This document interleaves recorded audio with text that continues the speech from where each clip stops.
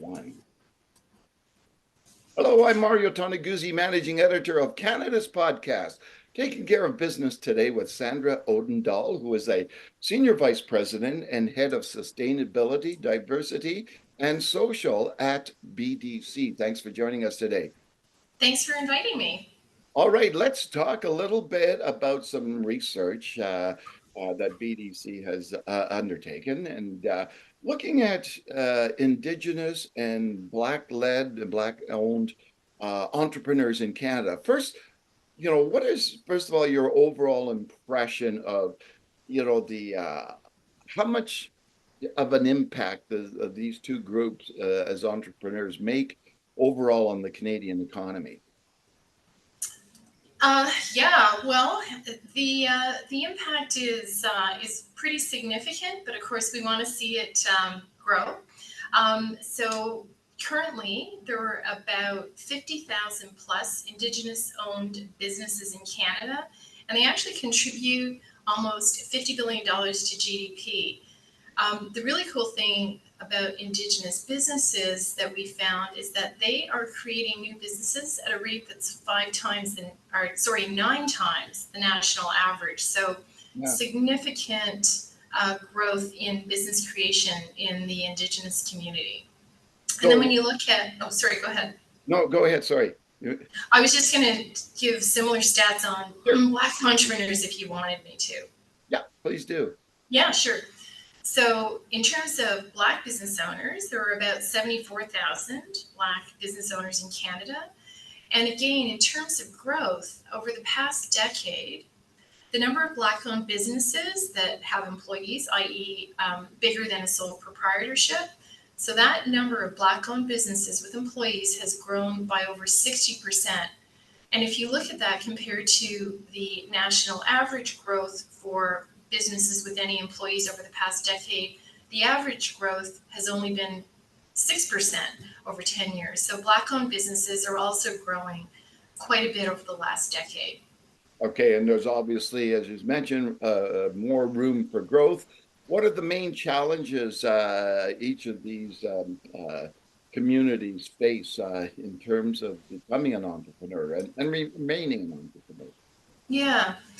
Well, for sure, some of the big challenges are, a lack of access to capital, the need for resources, and networks. So, networks of other professionals, entrepreneurs, people who can provide services that can also help these entrepreneurs succeed. Those are some of the key things that we're finding. And of course, there's a certain amount of systemic racism and bias in some cases that have left certain communities underrepresented in the entrepreneurial world and underserved for their needs. All right. Let's talk a little bit about BDC and what you folks are doing and going to be doing regarding this whole issue. Yeah, thanks. Well, we are actually really excited to expand our support in 3 ways for Indigenous and Black entrepreneurs. So first of all, we have a new inclusive entrepreneurship team that is really going to make sure that we are serving, in particular, Black and Indigenous entrepreneurs with a mindset that really puts the needs of those communities at the center of the experience for those entrepreneurs.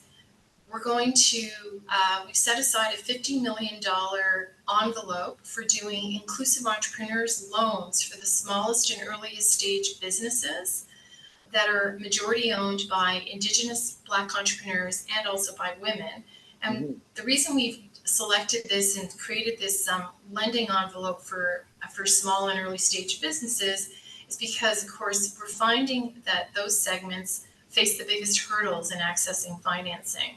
And then thirdly, we're actually also putting forward $2 million to create 2 new investment platforms that are designed to support Indigenous and Black-led businesses, which are chronically underfunded from a debt and equity investing perspective. All right, wonderful. Well, anything else you wanted to mention, Sandra? Well, we really think that our role here is to help all entrepreneurs succeed. And we think that there's an opportunity here to serve these traditionally underrepresented entrepreneurs who have shown the desire for a high amount of growth and a high appetite to start businesses. They're still relatively underrepresented across the business community. So Mhm. what we want to do is we want to make sure that they're getting the loans, the training, and the investment that they need so that we can feel and they can feel like they're being served in the way that really positions them to succeed. All right, wonderful. Thanks very much, Sandra, for joining us today. Thanks again for inviting me and have a great day. You too. And that was Sandra Odendahl, who is Senior Vice President and Head of Sustainability, Diversity, and Social with BDC. I'm Mario Toneguzzi, Managing Editor of Canada's podcast, Taking Care of Business Today.